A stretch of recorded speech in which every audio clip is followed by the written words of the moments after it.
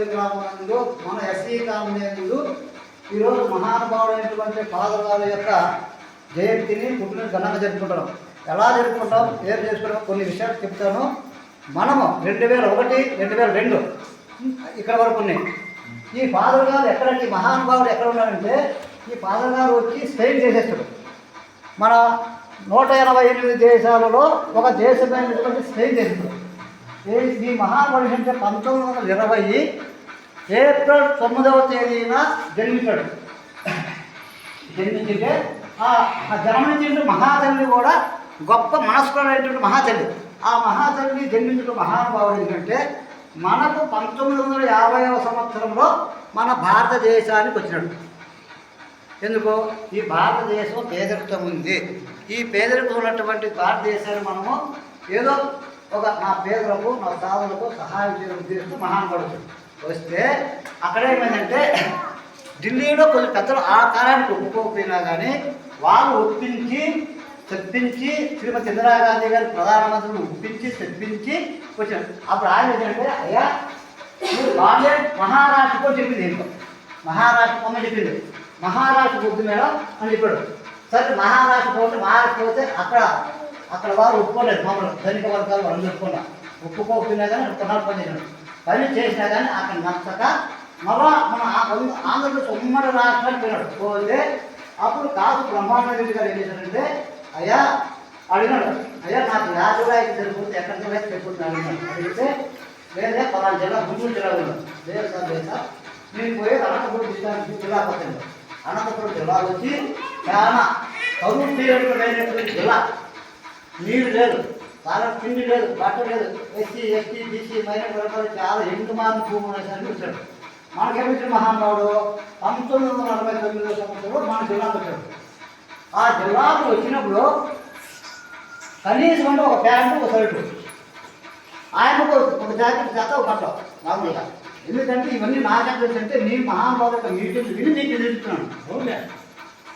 విని నేను నీకు తెలుస్తున్నాను. పోతే అక్కడే చేసినట్టు పోతే మా ఉండడానికి గొడుగు, ఉండడానికి ఒక పూరి పుడిసే ఏడా మన టవర్ బ్లాక్ గార్డెన్ ఇప్పుడు జైలు కాలేజ్ కానీ నేనే చేస్తే అప్పుడు అనేక పని చేస్తుంటే అయినా అప్పుడు కూడా చేస్తూ ఉంటే కొద్దిగా ఏం చేసంటే ఉన్నత వరకు అయ్యా గో బ్యాక్ అని అందరికి పంపినాడు మామూలుగా. అయినా మహానుభావుడు పోలేదు. అయినా దళిత బడుగు బలహీన వర్గాలకు చేరిన ఉద్దేశంతో మన జిల్లాకు వచ్చి అనేకమైన కష్ట నష్టాలు పడి కళ్యాణదుర్గం మొదటిదాకా పోయి అక్కడ విద్య వైద్యము గృహము రోడ్లు అన్ని నీటిపారుదల అన్నీ చేసుకుంటూ వచ్చి మహానుభావుడు అన్నీ చేసుకుంటూ వచ్చి మన అన్ని కులాల వారిని అన్ని వర్గాల వరకు చేశాడు. విద్య చేసినాడు, వైద్యం చేసినాడు, అన్ని చేసినాడు. అటువంటి మహానుభావునికి ఈరోజు ఏప్రిల్ 9వ తేదీన ఆ మహానుభావునికి జయంతి రోజు మనం అందరూ గొప్పగా చేసుకుంటే అందరూ సహకరించారు. అందరికీ మీకు అందరూ సహకరించడానికి మీకు అందరికీ ధన్యవాదాలు. 1979 ఎక్కడున్నామంటే మనకు శ్రీమతి ఇందిరాగాంధీ స్థలాలు ఇచ్చింది కానీ ఒకటి. కానీ 2001 ఈ మహానుభావుడు మన యొక్క పేదరికల గురించి 2000లో మనకు వచ్చి మహానుభావుడు ఇస్తే అప్పుడు మన ఊళ్ళో ఎవరు నమ్మరు. ఇక్కడ ఎవరు కానీ ఆర్టీటీ అంటే ఎవరికి తెలదు, ఎవరు కానీ తెలదు. మన ఆర్టీటీ అంటే ఒక కళ్యాణదుర్గము, రాయదుర్గము, హిందూపురము, రాయదుర్గము, కళ్యాణదుర్గము, రొద్దము, కన్యాకలు, చింగమల ఆ ఏడు రద్దు అయితే అబ్బాయి అనంతపురం. అయినా అప్పుడు వచ్చిన మనం ఎవరు నమ్మలేదు. ఇక్కడ నమ్మకం అయినా మేమందరూ పుస్తకాలు పెట్టుకొని తగడం ఇక్కడ గురుసులు కూర్చుని నరసింహ నేను నరసింహ గ్రామంలో తగ్గడం కలుసుకొని ఆర్టీటీ సమస్య ఉంటుంది మేడం చెప్తే అప్పుడు మన వాళ్ళు ముందుకు వచ్చాడు. ముందుకు వచ్చిన తర్వాత ఫస్ట్ మనకేమి ఎక్కడికి విద్య కావాలా, ఊరు బాగుపడాలంటే విద్య కావాలా, ఊరు బాగుపడాలంటే పిల్లలకు చదువు ఉండాలి. ఊరు బాగుపడాలంటే పిల్లలకు చదువు ఉంటే ఏ పల్లె అయినా ఏ గ్రామం అయినా ఎక్కడైనా బాగుంటుంది. పిల్లలకు చదువు లేకపోతే ఏ తల్లిదండ్రులు కూడా ఎవరైనా కానీ చేసి చాలా మంది ఎందుకంటే అప్పుడు మనకు ఉండేది పూరి పురుషుడు. ఆ పూరి పురుషుడు పోయి మహానుభావుడు మనకు ఎంతో సాయం గొర్రెలు డబ్బిచ్చినాడు, ఉచితంగా డబ్బిచ్చినాడు, భూములు డబ్బిచ్చినాడు, అందుకు ఇచ్చినాడు మహానుభావుడు. ఆ పూరి ప్రభుత్వం అయినటువంటి సభా కార్యక్రమాలు కూడా ప్రభుత్వంలో అర్థం చేస్తుంది మన జిల్లాలో. అందుకే ఈరోజు మనం ఎఫ్సిఆర్ కట్టయినా కానీ ఈరోజు అందరూ కొట్లాడి మొత్తం అసెంబ్లీలో కొట్లాడి పార్లమెంట్లో కొట్లాడి మనం చేసిన సేవా కార్యక్రమం మహామంత్రులు గవర్నమెంట్ కూడా మనకి ఎఫ్సిఆర్ ఇచ్చేసింది. ఈ ఎఫ్సిఆర్ ఇచ్చింది మన డబ్బులు కూడా వస్తున్నాయి. ఇప్పుడు వస్తే ఆ డబ్బులు మనం సర్టిఫికేట్ చేసుకుని ఉండాలి. అందరూ ఐక్యతగా పనిచేసుకోండి. దయచేసి మీకు ఎన్నెన్నో నిండా సమస్తంత వరకు ఐక్యతగా ఉండండి. ఆ సంస్థలకు అధికారులు వస్తే దయచేసి ఆర్టీకి అధికారులు వస్తే ఆర్టీ సంస్థ ప్రతినిధులు వస్తే అందరూ సహకరించిన మహానుభావులు వాస్తవ బాధ్యత మనం బాధపడతాం, మనము మన బిడ్డ బాగుపడతాం. ఇంకా దయచేసి పిల్లలు 30 మంది ఉన్నారు మన పిల్లలు, ఒక ఉపాధిని నియమించుకోండి. వాస్తవం నేను బాధపడుతున్నాను. ఎవరైనా సరే ఒకటి మనం ఇచ్చే 4,000 రూపాయలు సాగకపోతే మంచికి 100 రూపాయలు ఎదురు ఉపాధిని పెట్టుకోండి. ఒక పిల్లవాడు అనుకో మేము 4,000 ఇస్తాం అనుకో, ఈ తల్లిదండ్రులకు 100 రూపాయలు ఏంటి ఈ బిడ్డకు, ఈ బిడ్డ బాగుపడతాడు. ఆ ఉపాధ్యాయుడు కొంచెం శ్రద్ధగా ఉంటుంది. దయచేసి బడి చెప్పండి. నా కోరిక ఇదే, 100కి 90 నా కోరిక ఇదే. మీకు ఎంత నా చూడండి, అంతా చూడండి, నాకేం సంబంధం లేదు. అంత సంబంధం కదా, బిడ్డకు చదువు లేకపోతే ఊరు బాగుపడదు. ఇది కాదు 100కి 90 చెప్తున్నాను. మీరు సంఘాలు డబ్బులు ఏం చేస్తారో పొదుపు చేసుకోండి, వాటి డబ్బులు కట్టుకోండి, పొదుపు చేసుకుని ఐక్యతగా ఉండండి, చేసుకుంటే మనం అందరం బాగుపడతాం, ఊరు బాగుపడుతుంది, మనము బాగుపడతాం. ఇది మాత్రం ఇంకోటి, మీరు నా చేతి 15 రూపాయలు డబ్బు ఇచ్చినారు. మన ఫాదర్ పేరర్ గారికి, వాళ్ళ మాన్సు సార్ గారికి, వాళ్ళకు వాళ్ళ కుటుంబాలకు, సంస్థలో పనిచేసేటువంటి సిబ్బందికి, మన గ్రామంలో ఉన్నటువంటి ప్రజలందరికీ కూడా నా ధన్యవాదాలు. సంస్థ లేక ముందు, ఇంతకుముందు చాలా నిరుపేదలుగా ఉండేవాళ్ళం. మనకంటే తినడానికి తిండి, కట్టుకోవడానికి బట్ట, చదువు అంటే అసలే లేకుండా ఉన్నది. అట్లాంటి మన గ్రామానికి మన ఫాదర్ పేరర్ గారు ఇట్లాంటి చదువులు కావాలా, ముఖ్యంగా చదువులు కావాలనుకున్నారు. కానీ ఆ ఫాదర్ పేరర్ భార్య ఏం చేసిందంటే మహిళలకు చదువు కావాలా, వాళ్ళకు సంఘాలు కావాలా, వాళ్ళకు ఏదో నైట్ కూడా చదువు చెప్పిస్తే వాళ్ళకు కూడా చదువు వస్తుంది. మనకు ఆర్డిటీ రాకముందు చదువు విలువ ఎవ్వరికీ తెలియదు. మహిళలంటే వాళ్ళని గుర్తించే వాళ్ళే లేదు. మహిళలంటే ఎందుకు తరిగాని వాళ్ళు అనేవాళ్ళు.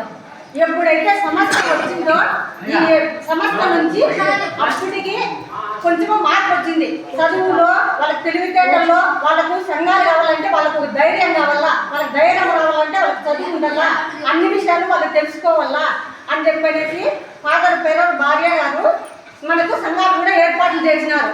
ఆ సంఘాల ద్వారా కూడా మనకు మంచి చైతన్యాన్ని, మంచి ధైర్యాన్ని కూడా ఇచ్చినారు వాళ్ళు. కాకపోతే మన బిడ్డల కంటే చాలా ముఖ్యంగా చదువులు ఇంపార్టెంట్. చదువులు స్కూల్లో ఇంతకుముందు మనకి స్కూళ్ళు అనేటివి కూడా లేకుండా ఉన్నాయి. స్కూళ్ళు మహానుభావులు పుణ్యాన స్కూళ్ళు కట్టించి ఇప్పుడు మన పిల్లలందరూ కూడా బాగా స్కూల్లో మంచిదిగా చదువులకు అవకాశం ఉంది. కాబట్టి వాళ్ళు కూడా బాగా అనుకూలంగా మన బిడ్డల గురించి, చదువుల గురించి, మన గురించి, మన పేదరికాన్ని గురించి ఎన్నోసార్లు గుర్తించిన మన పేదర్ గారికి, వారికి, వారి కుటుంబానికి, సంస్థలో పనిచేసేటువంటి సిబ్బందులందరికీ కూడా నా ధన్యవాదాలు.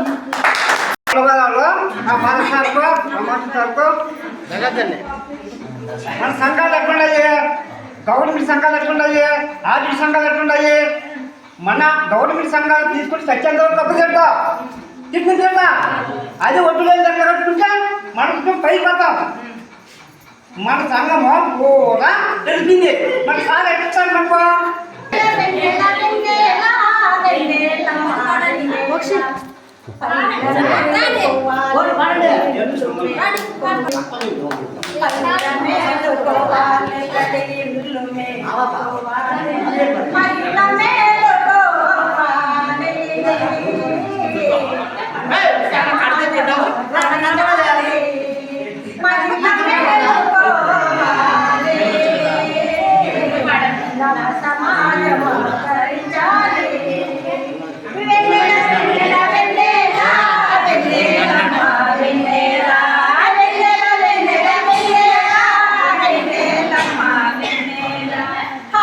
ఆలోచన వల్ల మహిళ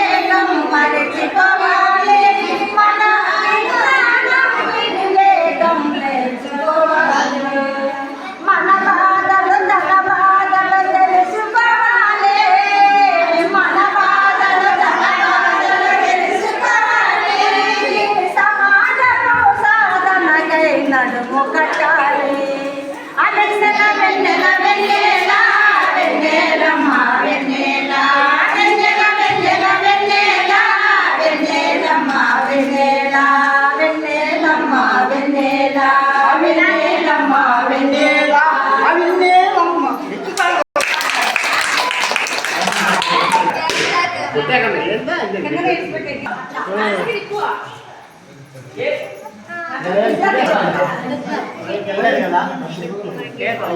ఎవరు కట్ చేసిందే మీరు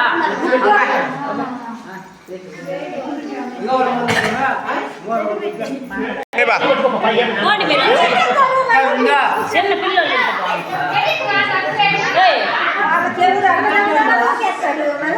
నా పొడి చేస్తా అంటే ఊపలవుతా అగ్గిపెట్టి తిప్పించుకోవాలా